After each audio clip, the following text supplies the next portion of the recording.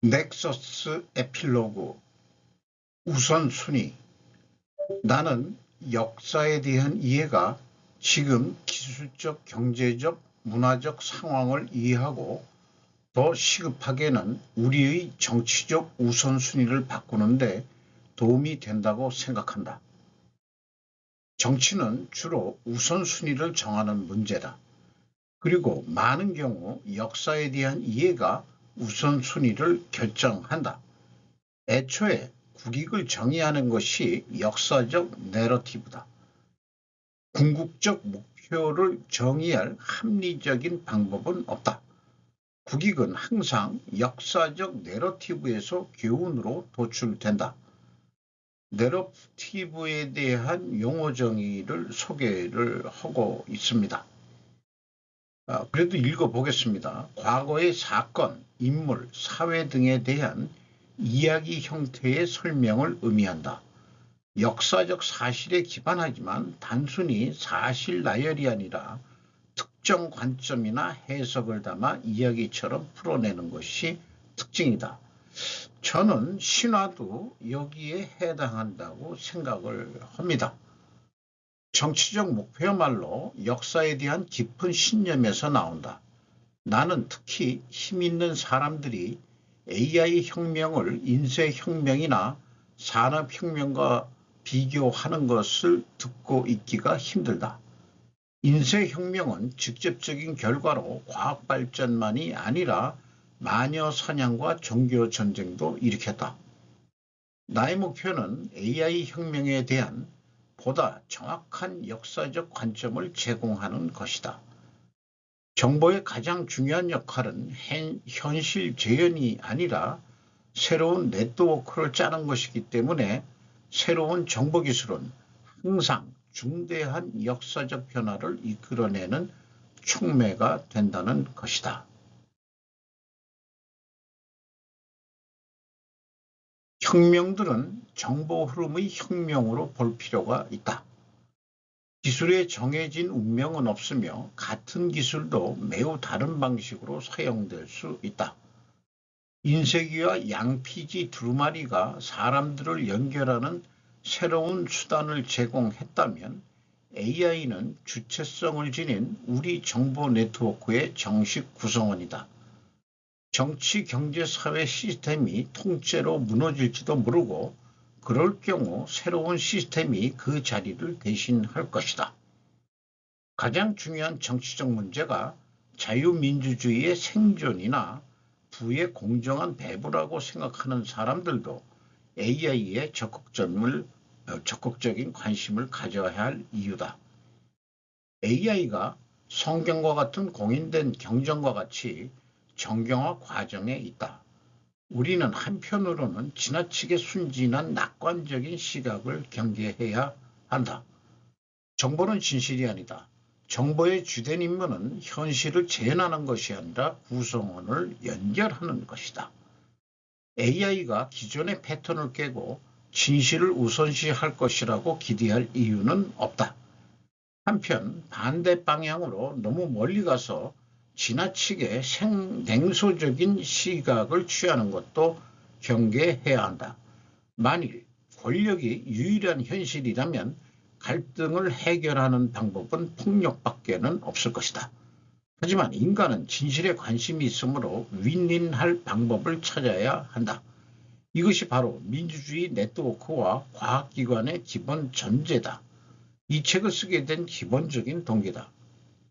싱킹 프로세스 대립에서도에는 제거가 필요한 원쯔가 비논리적임이 드러나는 그런 방법도 있고 상호 윈윈을 도출해내는 방법도 있다고 소개를 하고 있음을 참고적으로 제가 적었습니다. 가장 영리한 동물의 멸종. 프롤로그로 다시 돌아보면 지혜로운 사람이라면 우리는 왜 이토록 자기 파괴적일 것일까? 인간 본성의 어떤 부분이 우리를 자기 파괴의 길로 내모는 것일까? 그것은 인간 본성의 탓이 아니라 정보 네트워크 탓이라고 주장하고자 한다. 진실보다 질서를 우선시한 탓에 인간의 정보 네트워크들은 엄청난 힘을 만들어냈지만 지혜는 거의 만들어내지 못했다. 특히 주목할 점은 네트워크가 강력해짐에 따라 네트워크 스스로 만들어낸 이야기 속에서만 존재하는 상상의 공포가 자연재해보다 위험해질 수 있다는 것이다. 그래서 네트워크의 자정장치가 중요해진다. 우리가 지혜로운 네트워크를 구축하기 위해서는 정보에 대한 순진한 관점과 포퓰리즘 관점을 모두 버리고 무오류성이라는 환상에서 벗어나 강력한 자정장치를 갖춘 제도를 구축하는 힘들고 다소 재미없는 일에 전념해야 한다. 자기 수정을 통한 개선은 인류 역사보다 훨씬 더 오래된 원리다. 앞으로 우리가 어떤 결정을 내리냐에 따라 이 낯선 지능을 소화할 것이 치명적인 실수가 될지 아니면 생명진화의 희망찬 새 장을 여는 시작이 될지 판가름 날 것이다. 저자가 얘기한 것을 충분조건 논리로 제가 도표를 만들어 봤습니다. 인간의 본성이 왜 이렇게도 파괴적일까? 인간의 본성이 그렇다면 자기 파괴의 길로 간다. 왜냐하면 인간 본성이라기보다는 사실상 네트워크의 정보 네트워크의 탓이기 때문이다라고 얘기를 하고 있는 거죠. 그럼 필연적으로 존재할 다른 결과는 우리 인간은 자정장치를 필연적으로 만들어내지 않는 한 가장 영리한 동물이 멸종이 될 것이기 때문에 자정장치가 필수적으로 힘들지만 만들어야 된다는 얘기로 이해가 됩니다. 옹기뇌의 말, 정확한 번역과 유려한 문장의 비밀, 김명주 번역가. 사피엔스의 핵심 논지는 신국가 돈처럼 우리의 집단 상상 속에서만 존재하는 것들, 호구를 믿는 인간의 능력이 인류 사회를 발전시킨 원동력이라는 것이다. 두 번째 책인 호모 데우스에서 그는 오래된 집단 신화가 신기술과 짝을 이룰 때 인류가 맞게 될 지혜와 위험을 다루며 미래의 권위는 신도 인간도 아닌 정보가 갖게 될 것이라고 예언한다. 넥서스에서 하라리는 두 논의를 확장한다. 호구를 믿을 수 있는 능력을 강조한 사피엔스의 논지는 정보를 중심으로 재구성된다. 오늘날 컴퓨터와 AI는 네트워크의 정식 구성원이 되었다. 호모데우스에서 인본주의와 자유주의를 대체할 이념으로 제시된 데이터주의, 데이터교도 수면 위로 떠오른다. 넥서스에서 지혜롭지 못한 이유를 네트워크 문제, 더 구체적으로는 정보 문제로 선언한다. 더 많은 정보는 급기야 통제불능의 AI를 불러냈다. 하라리의 가장 큰 걱정은 이런 낯선 지능이 우리의 의사결정 과정에 참여한다는 것이다. 과거의 정보기술이었던 점토판 인쇄기 라디오는 단순히 네트워크 구성원들을 연결하는 장치에 불과했다. 하지만 소셜미디어의 알고리즘은 직접 사람들을 자극적인 콘텐츠로 이끈다. AI는 인공지능, Artificial Intelligence가 아니라 이질적인 지능, Alien Intelligence가 되고 있다고 지적한다. 인간의 모든 바람을 해킹하여 누구도 반항할 수 없는 이유가 없게 되는 것, 그곳은 유토피아일까, 디스토피아일까라고 질문을 던지고 있습니다. 하라리에게 사회 구성물과 실체는 학부 시절 가장 기본적인 내용 중 하나였다. 기술 발전으로 인해 인간이 쓸모없는 존재가 될지도 모른다는 생각은 그것을 전달하는 방식이 사람들에게 그토록 매력적으로 다가오는 이유는 무엇일까?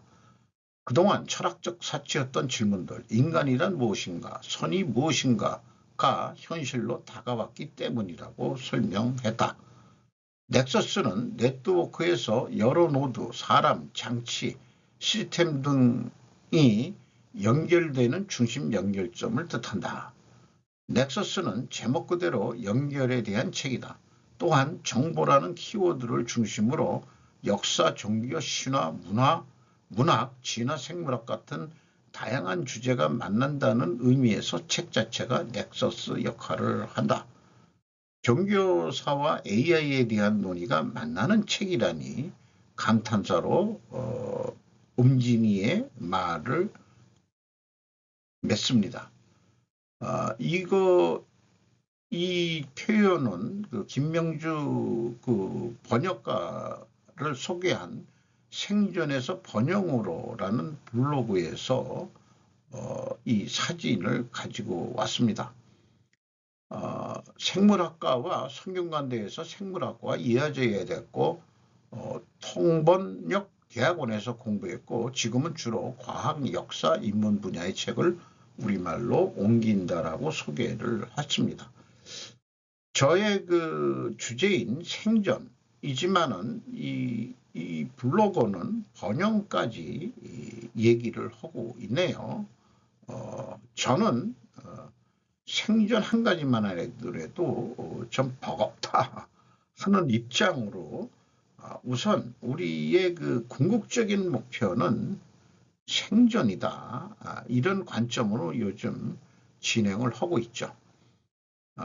이상 에필로그하고 번역자의 말을 소개하는 시간을 가져봤습니다. 다음 방송은 1부부터 다소 장시간까지는 아니지만은 아주 길게는 1시간 정도의 분량 정도로 그러나 좀 한 강의 정도 시간 50분 하고 10분 쉬는 그런 정도의 시간을 말하자면 계획해서 방송을 해보도록 하겠습니다. 감사합니다.